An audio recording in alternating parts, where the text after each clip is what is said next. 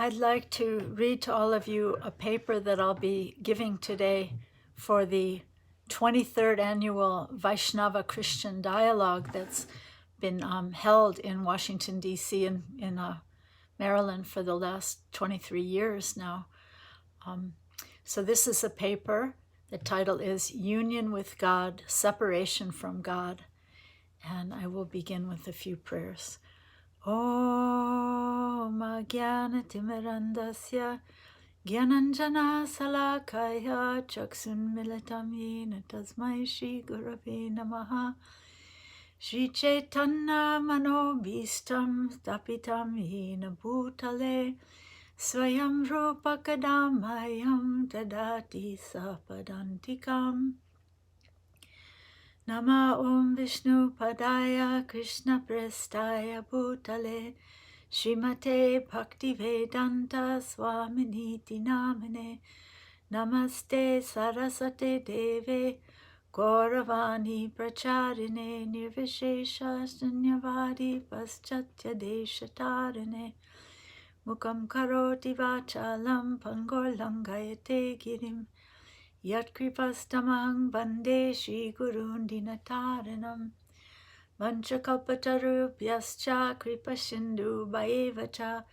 Patitanam Pavanebhyo Vaishnavebhyo Namo Namaha Jai Shri Krishna Chaitanya Prabhu Nityananda Shri Advaita Gadadhar Shivasadi Gaura Bhaktavindam Hare Krishna Krishna Krishna Hare Hare Hare Rama, Rama Rama, Hare Hare.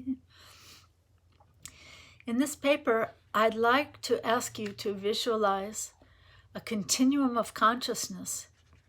In the negative numbers, we exist in duality, focused on our own body, mind, and bewildered intelligence, overwhelmed with a separatist ego in a consciousness of avoidance and forgetfulness of our relationship with the Supreme. At the center point of equilibrium, one gains a sense of the omnipresence of Spirit within all existence. And in the positive numbers, there are those rare and blessed souls who experience love of God in union and in longing separation. Following this example of a continuum, in the negative numbers, we dwell in dualities of delusion, fluctuating between our hankering for unfulfilled desires and our lamentation for what's been lost. According to the Chaitanya Vaishnava tradition, we experience a sense of isolation and separateness in forgetfulness of our real identity as beloved sparks of spirit, individual jiva souls who share in God's own eternal divine or Brahman nature. Based on the soul's desire to forget our eternal connection with the Supreme Lord and to see ourselves as His competitors and as independent enjoyers, we suffer, covered by false perceptions of ourselves as material beings and enjoyers of temporal matter. We find ourselves separated and disconnected from our source. In that illusion, we become bewildered by dualities of pleasure and pain, honor and dishonor, heat and cold, woman and man, black or white, or American, Russian, etc. Because nothing can exist without the Lord, the illusory energy is also an energy of the Lord. When we desire to forget Him, we become covered by His external energy of Maya, or literally that which is not. The sun is never covered by a cloud bank, only our vision becomes covered by clouds passing through the sky. At the center point of equilibrium, there is a sense of existential oneness, the peace and reality of dwelling within the effulgent, omnipresent existence of Brahman as non-differentiated sparks of divine energy. These three phases of consciousness are sometimes described as adibhotika, or an identification of oneself as a product of matter, adhyatmika, self-realization or a consciousness of oneself beyond matter, and adidaivika, realization of the self in relationship to the Supreme Self, Paramatma, the Supreme Lord Sri Krishna. That Supreme Self exists in three features. First of all, as the omniscient, omnipresent, undifferentiated Brahman, the goal of those seeking union through knowledge or jnana yoga. Brahman means spiritual, and the rays of his transcendental body are called Brahmajyoti, his spiritual effulgence, and everything that exists is situated in that Brahmajyoti. But when the Jyoti is covered by illusion or Maya, it is called material. In his hymns called Sri Brahma Samhita, spoken at the beginning of creation, the first created living being, Brahmaji, says, I worship Govinda, or Krishna, the primeval Lord, whose effulgence is the source of the non-differentiated Brahman mentioned in the Upanishads, being differentiated from the infinity of glories of the mundane universe, appearing as the indivisible, infinite, limitless truth.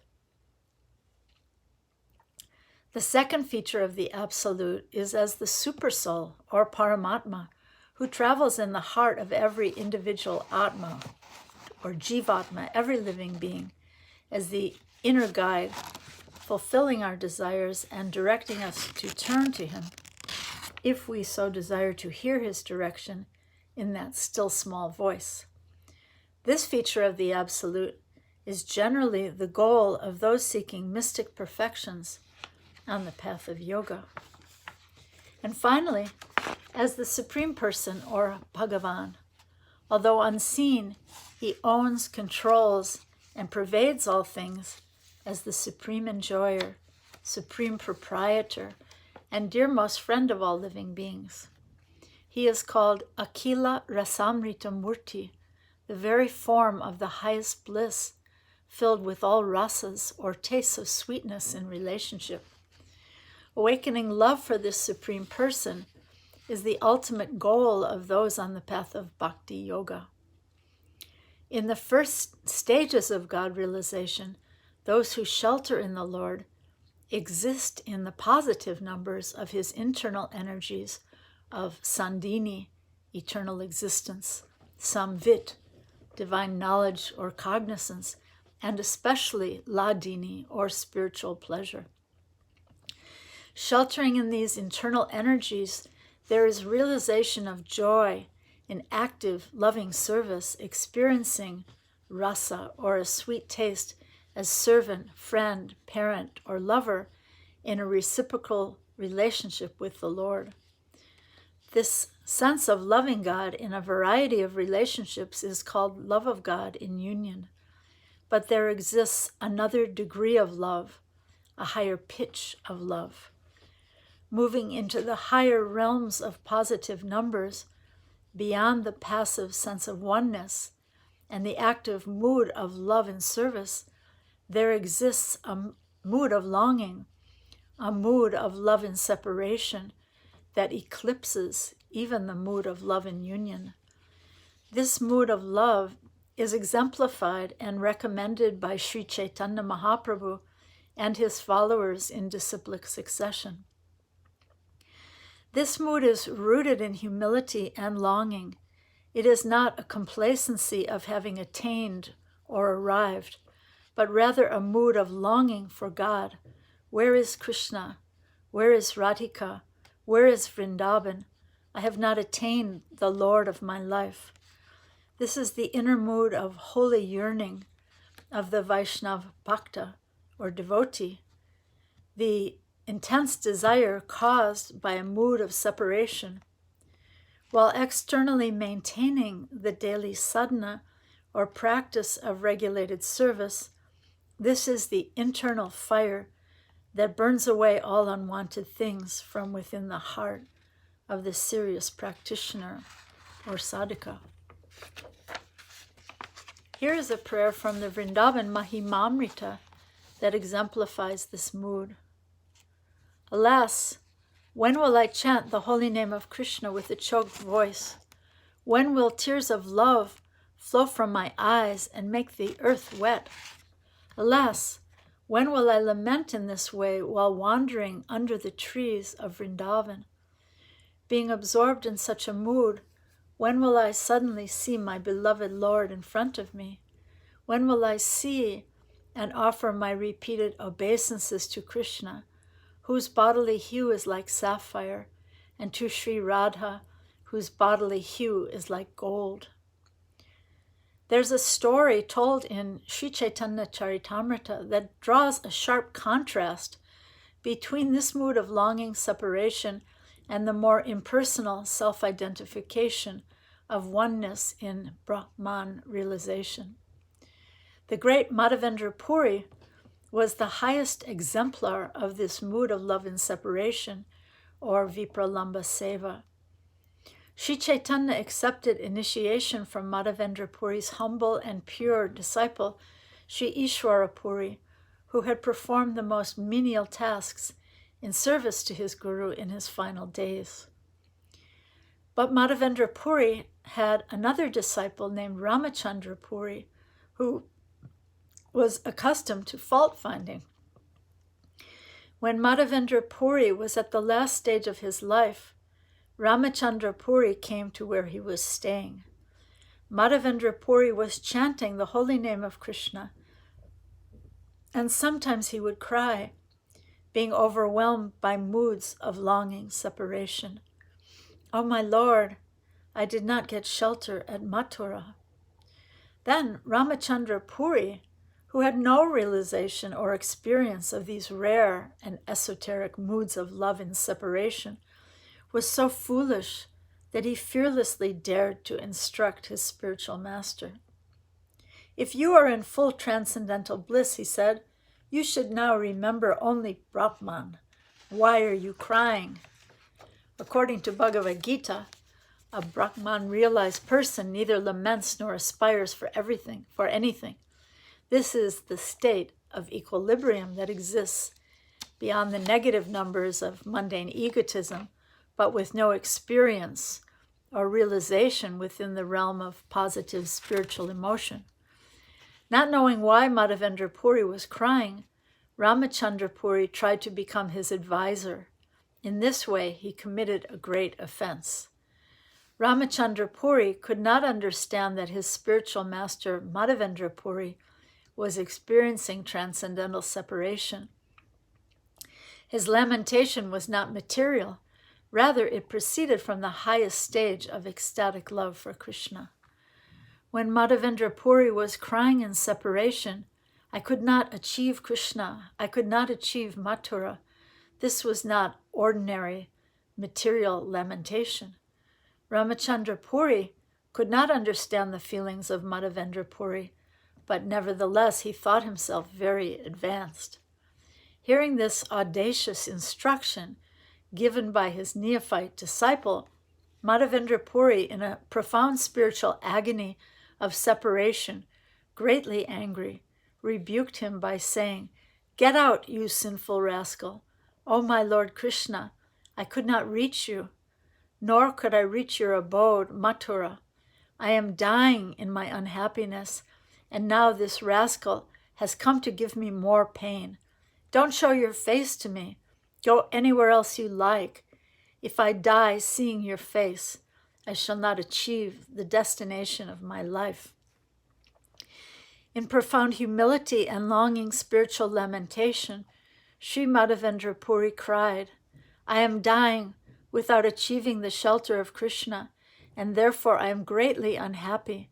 Now this condemned foolish rascal has come to instruct me about Brahman." Madhavendra Puri, while passing away from this world, chanted the following verse: "O my Lord, O most merciful Master, O Master of Mathura, when shall I see you again? Because of my not seeing you, my agitated heart has become unsteady. O most beloved one, What shall I do now? In this verse, Madhavendra Puri exemplifies the most exalted ecstatic love for Krishna, or Mahabhava. God, or Krishna, being absolute, is not different from his name, his qualities, his remembrance, or even the ecstatic experience of his absence. A devotee on this most elevated plane of spiritual realization is acutely perceiving the presence of the Lord in his absence or his separation. On the path of bhakti, it's described that for the river of divine love, or prema bhakti, to flow swiftly, there must be two banks, one on either side of the river of prema, or divine love. On the one side, there is the bank of sambhoga, or love in union. On the other side, the bank of vipralamba, or love in separation. Love in separation is considered superior because in union there is an anticipation of separation, whereas in separation there is the anticipation of meeting. The Vraj poet Nanda Das has said, "There is more love in separation than in union, for in union the beloved is found in one place only, while in separation the beloved is found everywhere." Lord Sri Chaitanya Mahaprabhu, in his last 12 years within this world in Jagannath Puri, taught how in a feeling of longing separation we can develop our dormant love of Krishna. Here he speaks in a mood of humility, overwhelmed with a yearning separation. If by chance the transcendental form of Krishna comes before my path of vision, my heart, injured from being beaten, will be stolen away by Cupid, happiness personified. Because I could not see the beautiful form of Krishna to my heart's content, when I again see his form, I shall decorate the phases of time with many jewels. If by chance such a moment comes when I can once again see Krishna, then I shall worship those seconds, moments, and hours with flower garlands and pulp of sandalwood, and decorate them with all kinds of jewels and ornaments. My dear friends, you are all my life and soul. Therefore I tell you that I possess no wealth of love for Krishna. Consequently, my life is poverty-stricken. My limbs and senses are useless. I have not the slightest tinge of love of Godhead within my heart. When you see me crying in separation, I am just falsely exhibiting a demonstration of my good fortune. Indeed, not seeing the beautiful face of Krishna playing his flute, I continue to live my life like an insect without purpose. Vaishnavas understand that Lord Sri Krishna, the Supreme Godhead, appears in this world from time to time to give us a glimpse of the loving exchanges that eternally exist in the spiritual realm, the kingdom of God. He calls us back to him by revealing the love that awaits us if we only turn toward him. Even the most profound feelings of love and separation are revealed during his Leela, his pastimes with his most intimate devotees, the gopis of Vrindavan and the queens of Dwarka. Srila Rupa Goswami in his Bhakti Rasamrita Sindhu explains how Vipralamba, or the ecstasy of love and separation, is revealed by the Lord and his devotees and has 4 divisions. Purva Rag, which means preliminary attraction before meeting, as exemplified by Rukmini Devi. The second one is Man, a mood of feigned anger, most often exemplified in Sri Radhika. Prema Vaichitya, grief from fear of separation, although the lover is present, exemplified by the queens of Dwarka. And Pravas, separation by distance.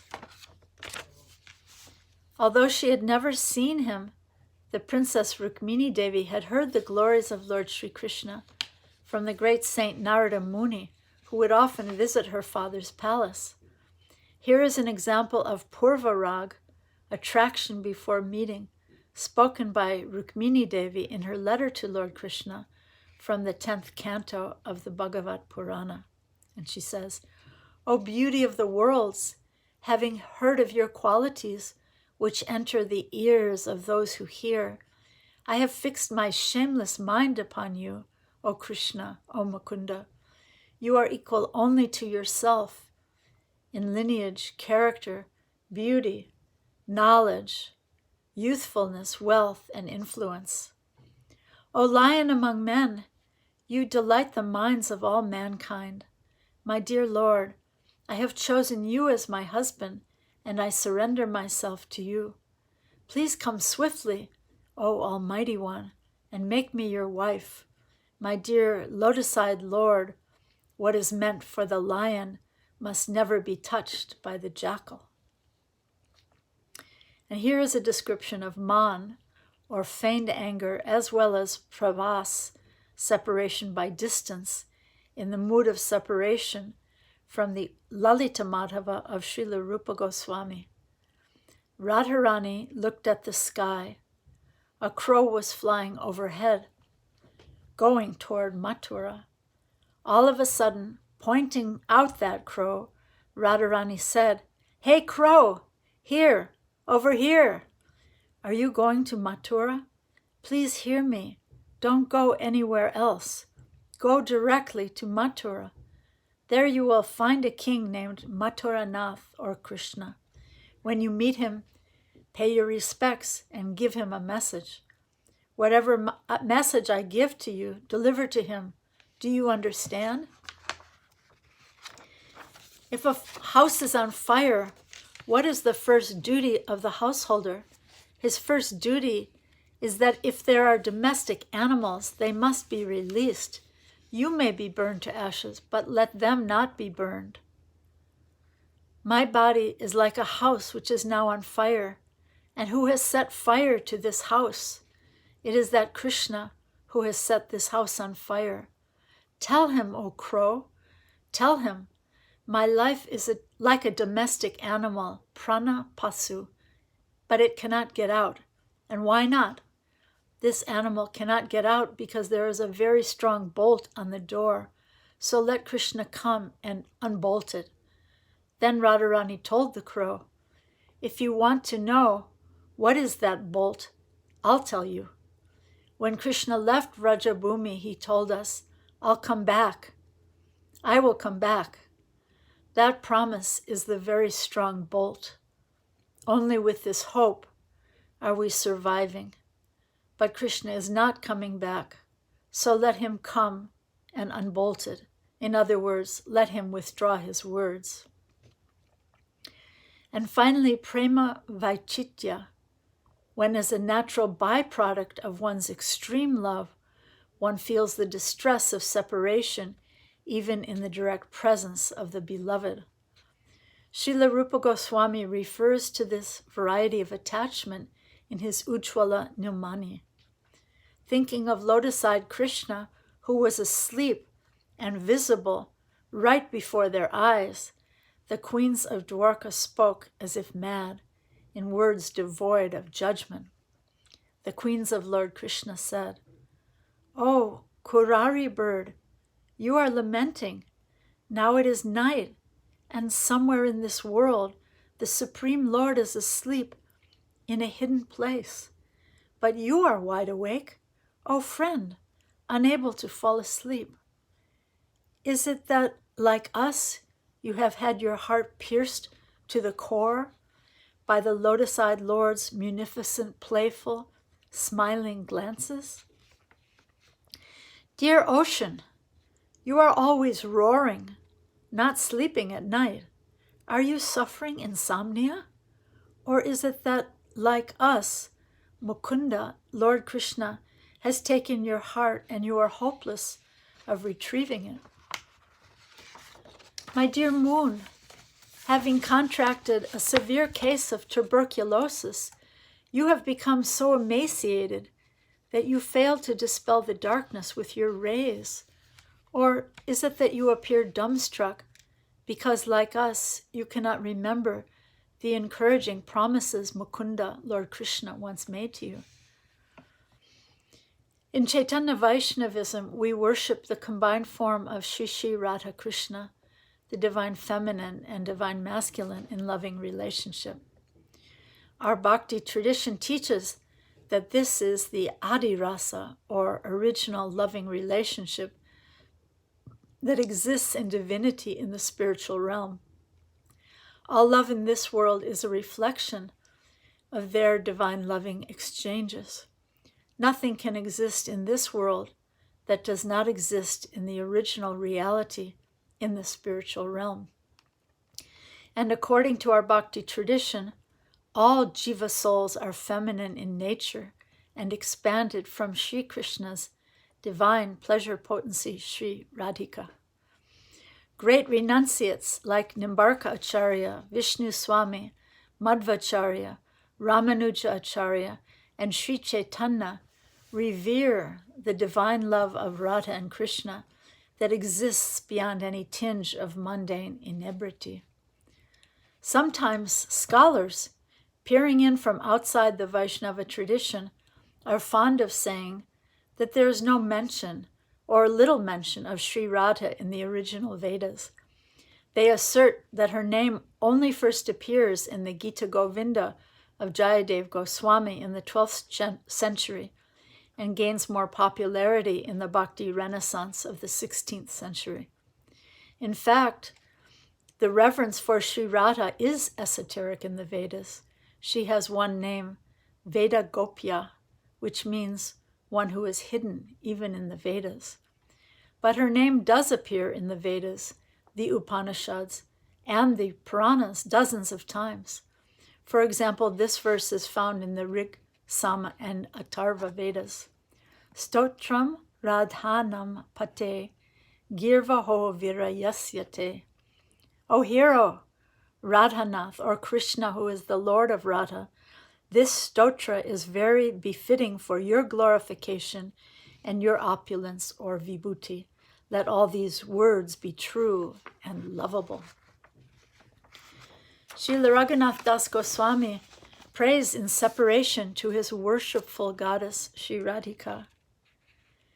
Devi dukha kulasagaro dare duyamanam ati durgatam janam Tvam kripa prabalanokayadbhutam prapayasva padapankajalayam. O goddess, kindly hear this unfortunate person who is now drowning in an ocean of pain. Place him in the sturdy boat of your mercy and ferry him to the wonderful realm of your lotus feet. And the great Srila Rupa Goswami prays in heartbreaking humility again to Sri Radhika. I, a distressed soul belonging to you, beg you with sweet words while rolling on the banks of the Yamuna. Although I am unfit, an offender with a crooked mind, please bestow upon me a fragment of the gift of service to you.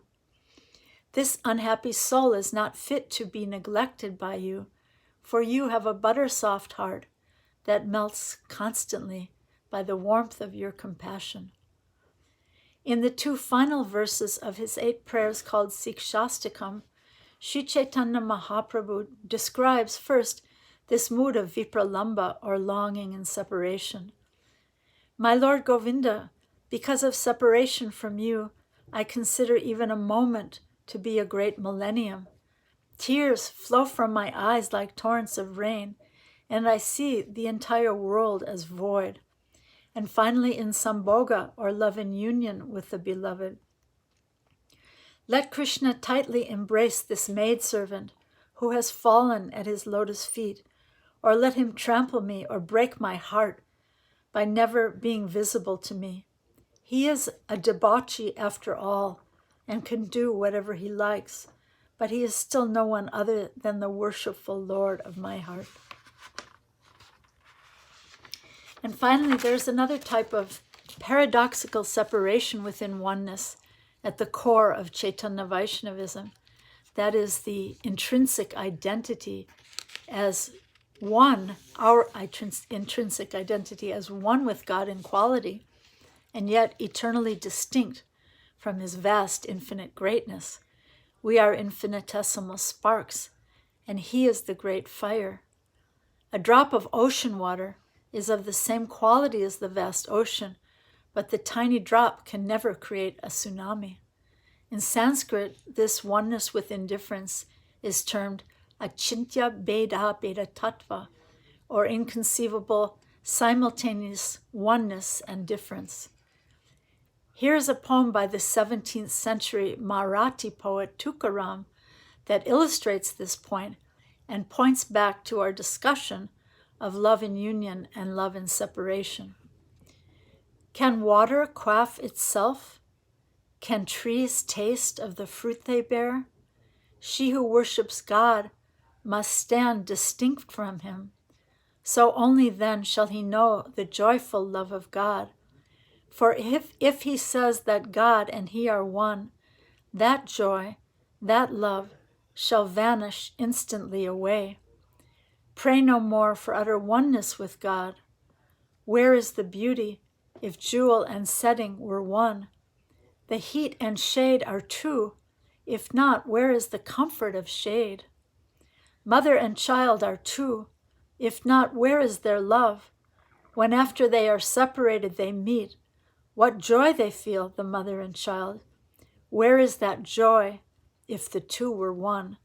Pray then no more for utter oneness with God. In conclusion, within the energies of the Lord, there is a continuum, beginning in the negative numbers of our misidentification with matter, where we exist in a duality of illusion in separation from God, our source. In illusion, we identify ourselves as belonging to this world of matter, that we have no higher life, no higher love beyond the visible world of our senses, mind, intelligence, and separatist ego. At the center point of spiritual evolution, there is peace in the realization of one's identity as spirit or Brahman, in the undifferentiated rays or Jyoti of the supreme Parabrahman that exists everywhere.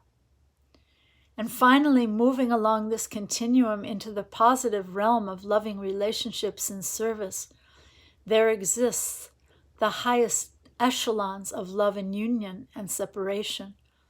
I pray we may also one day be blessed to taste these moods of love in union and separation that are exemplified so profoundly in the traditions we follow.